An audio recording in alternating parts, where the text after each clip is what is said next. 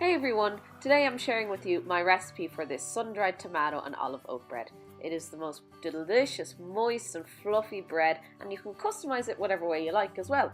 So I do hope you enjoy. For the ingredients, you will need some oats, yogurt, whichever one you like. I'm using this Alpro, mixture of seeds of your choice.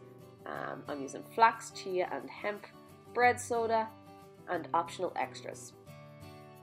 Now preheat your oven to 180 degrees Celsius, 350 Fahrenheit, grab your utensils and let's get baking. The cool thing about this recipe is that you don't need any measuring tools because you're going to use your yogurt carton as your measuring kind of tool.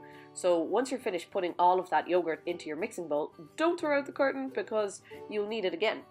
So next, after you put in your yogurt, add 1.5 cartons of oats to the bowl. Next is the seeds. Now I like to go halfway up the carton with seeds. So I use a 1/4 carton of sunflower seeds and a 1/4 carton of pumpkin seeds. Now unfortunately after this my camera died, so it doesn't show me putting in the sunflower seeds, but you can see I've got a 1/4 there of pumpkin seeds and I topped it up with another 1/4 of sunflower. Next, the pesto, your other seeds of choice and bread soda. I also added about half a pack's worth of olives too. Now give that a good mix, making sure that you bring the mixture from the bottom up and coating all of that loveliness in the yogurt and the pesto. Grab yourself a loaf tin and line that with some grease-proof paper.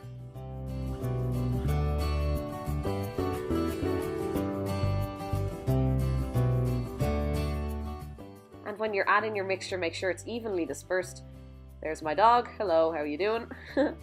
And make sure it's nice and compact, otherwise your bread will kind of crumble and fall apart when it's out of the oven. There you go.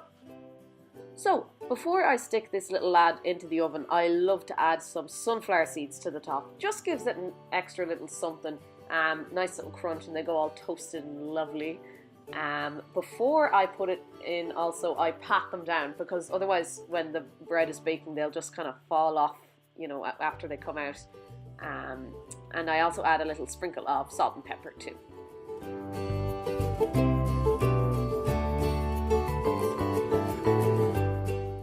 So, time to say bye to this little guy for about 40 to 45 minutes. Yeah, now it's the hard part, the waiting game.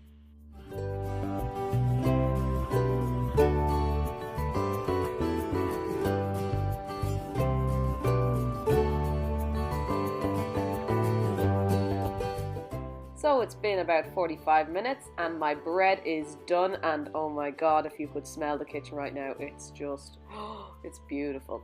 So I'm sticking in a skewer just to make sure that it's cooked, and as you can see it's coming out squeaky clean, which is a great sign.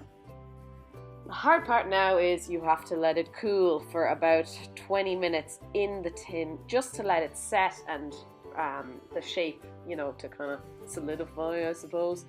After 20 minutes you can remove it from the tin and set it on a wire rack to cool for a further 10 minutes or so. Now I just am slicing this up. It's still a little bit warm, which is lovely, and as you can see it cuts really easily. It holds its shape, you know, it doesn't fall apart.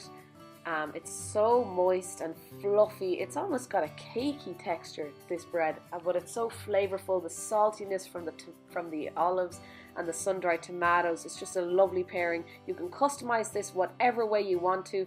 Chives would be another option for this, onions. It's really up to you. It's a very versatile type of bread, and I do hope you give it a try and enjoy.